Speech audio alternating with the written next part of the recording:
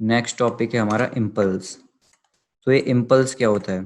तो कई बार क्या होता है कि जब आप क्रिकेट खेल रहे होते हो तो आप उसे वॉल से जब हिट करते हो तो जो बॉल है वो बाउंस बैक होती है अपनी डायरेक्शन में, रिवर्स डायरेक्शन में। अगर ये यहाँ पे मेरी वॉल है एक, इस तरीके से, तो अगर मैंने क्या किया, एक बॉल को यहाँ पे हिट करवाया तो बॉल क्या होती है, वापस उस डायरेक्शन में, रिवर्स डायरेक्शन में मूव करती है। तो जब बॉल जो है इस जगह पे हिट कर रही है तो किसी फोर्स के साथ हिट कर रही होगी, something, some force will be there.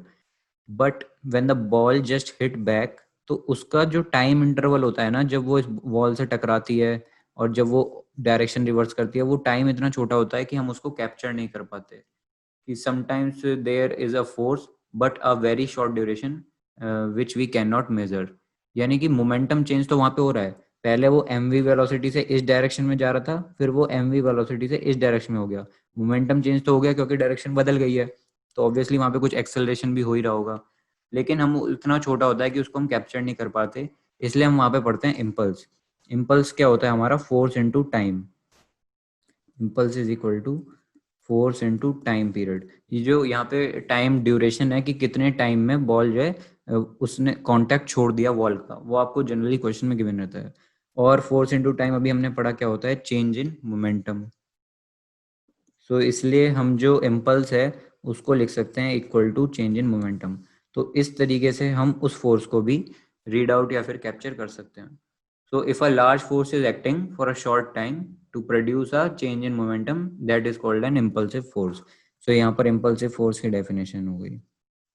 Units इसकी वही होती हैं जो एक मोमेंटम की होती हैं, SI यूनिट्स। सो केजी मीटर पर सेकंड। ठीक है, तो ये होता है हमारा इम्पल्स। मान लो पहले किसी बॉडी की इनिशियल जो मोमेंटम था तो वो था mass into velocity v1, final कुछ मोमेंटम हो गया मास इंटू वेलोसिटी v2। तो हम लिख सकते हैं कि जो इम्पल्स होगा, अभी के लिए मैं उसे लिखता हूँ, impulse is equal to change, यानी m1 माइनस m v2। तो इस तरीके से हम इम्पल्स को लिख सकते हैं।